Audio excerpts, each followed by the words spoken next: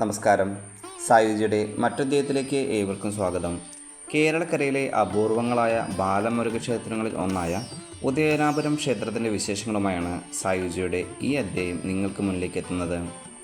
കോട്ടയം ജില്ലയിലെ വൈക്കം മഹാദേവ ക്ഷേത്രത്തിനടുത്തായാണ് ഉദയനാപുരം ക്ഷേത്രം സ്ഥിതി ചെയ്യുന്നത്. കിഴക്കോട്ട് ദർശനമായി ബാലമുരുക ഭാവത്തിലാണ് ക്ഷേത്രത്തിലെ പ്രതിഷ്ഠ. ബാലമുരുക ഭാവത്തിലാകിയാൽ തന്നെ ഇവിടുത്തെ ദേവന് വാശിയും കൂടുതലാണ്. ഈ ക്ഷേത്രത്തിന് നൂറ്റാണ്ടുകളുടെ പഴക്കമാണുള്ളത്. വൈക്കത്തപ്പൻ്റെ തിരുമകനാണ് ഉദയനാപുരത്തപ്പൻ. വൈക്കം ക്ഷേത്രത്തിൽ കഴിക്കുന്ന വഴിപാടുകളെല്ലാം തന്നെ ഉദയനാപുരത്തപ്പന് നിർബന്ധമാണ്. ബാലരൂപത്തിലാകിയാൽ തന്നെ അലങ്കാരങ്ങളും അദ്ദേഹത്തിന് വളരെ വിശേഷമാണ്. ക്ഷേത്രത്തിൽ പലവിധമായ അഭിഷേകങ്ങളും വഴിപാടുകളും പഞ്ചാമൃതം, ഓലൻ തുടങ്ങിയ എടുത്തു പറയേണ്ട അതിവിശിഷ്ടമായ വഴിപാടുകളുമാണുള്ളത്. AD 8-ാം നൂറ്റാണ്ടിൽ ചേരാമൻ പെരുമാളാണ് ക്ഷേത്രം പണി കഴിപ്പിച്ചത്. വളരെ വിശാലമായ ക്ഷേത്രാങ്കണത്തിന് 4 ദിക്കുകളിലേക്കും പടിവാതിലുകളും ഗോപുരങ്ങളുമുണ്ട്. ആനപ്പന്തലിനുമപ്പുറം വലിയ 3 ദീപസ്തംഭങ്ങളും ഭഗവാന്റെ വാഹനമായ മയിലിനെ ശിരസിലേറ്റുന്ന ഉന്നതമായ കൊടിമരവും സ്ഥിതി ചെയ്യുന്നു. മുന്നോട്ട് നടന്നു ചെല്ലുന്ന മാത്രയിൽ ഭംഗിയായ ബലിക്കൽപ്പുരയും ഇടനാഴിയിലൂടെ മുന്നോട്ട് നടന്നു ചെല്ലുന്ന വേളയിൽ ഭഗവാന്റെ തിരുവിഗ്രഹത്തെയും ദർശിക്കാവുന്നതാണ്.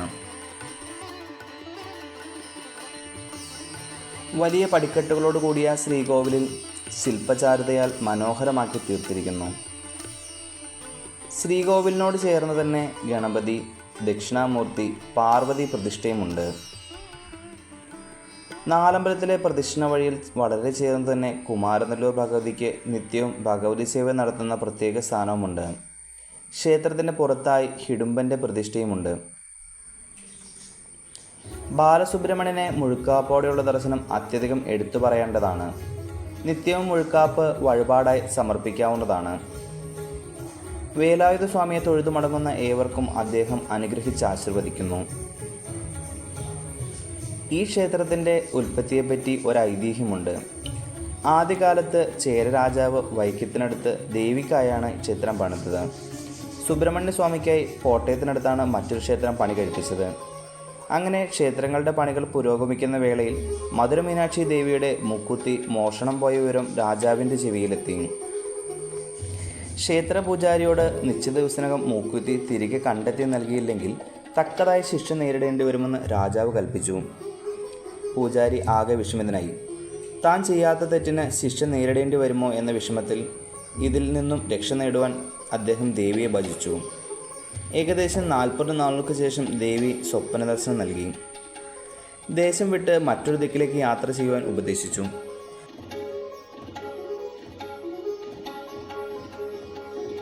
അപ്രകാരം ദേവിയെ ധ്യാനിച്ച് അദ്ദേഹം യാത്രയായി.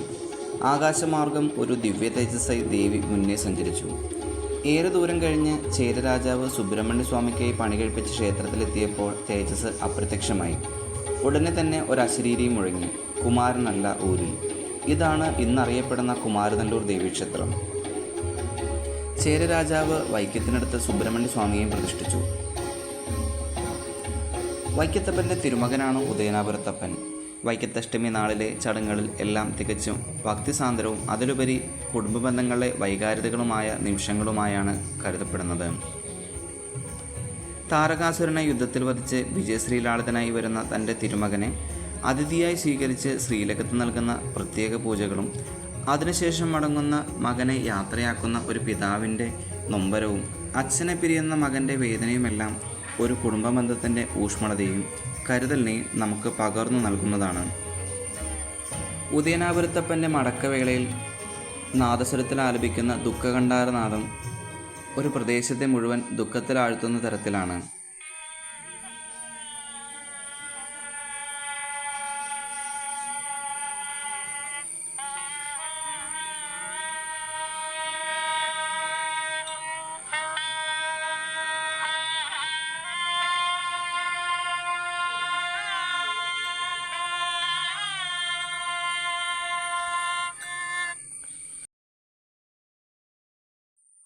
വൃശ്ചിക മാസത്തിലെ തൃക്കാർത്തികയാണ് ഉദയനാപുരത്തപ്പൻ്റെ ഉത്സവം.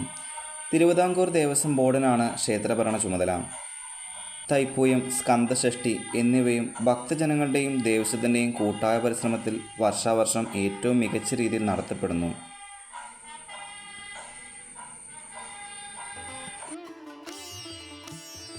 ഉദയനാപുരം ക്ഷേത്രത്തിലെ ഒരു ദിവസം ആരംഭിക്കുന്നത് വെളുപ്പിന് 4 മണി മുതലാണ്. 4 മണിക്ക് പള്ളി ഉണർത്തൽ. നട തുറക്കുന്നത് 5 മണിക്കാണ്. 5 മണിക്ക് നട തുറന്നു കഴിഞ്ഞാൽ 10:45 ശീവേലിയോടുകൂടി നട അടയ്ക്കുന്നതാണ്. ശേഷം വൈകിട്ട് 5 മണിക്ക് നട തുറക്കുകയും രാത്രി 7:30 നട അടയ്ക്കുന്നതുമാണ്. ക്ഷേത്രത്തിലെ വഴിപാടുകളെല്ലാം തന്നെ മുൻകൂട്ടി ബുക്ക് ചെയ്യാവുന്നതുമാണ്. അഭീഷ്ട കാര്യസിദ്ധിക്കായി നടത്തുന്ന ഓലൻ വഴിപാടും മുഴുക്കാപ്പ്, പഞ്ചാമൃതം എന്നീ വഴിപാടുകളും മുൻകൂട്ടി ബുക്ക് ചെയ്യാവുന്നതാണ്. ക്ഷേത്രത്തിൽ നിത്യവും നടത്തുന്ന ഭഗവതി സേവയും ബുക്ക് ചെയ്യാവുന്നതാണ്. ഉദയനാപുരത്തപ്പൻ്റെ തൃപ്പാദങ്ങൾ സമർപ്പിച്ചുകൊണ്ട് സായുജ്യയുടെ ഈ അധ്യായം ഇവിടെ പൂർണ്ണമാകുന്നു. എല്ലാവർക്കും ഭഗവാന്റെ അനുഗ്രഹം ഉണ്ടാവട്ടെ എന്ന് പ്രാർത്ഥിച്ചുകൊണ്ട് മറ്റൊരു അധ്യായത്തിൽ വീണ്ടും കാണും വരെ നന്ദി, നമസ്കാരം.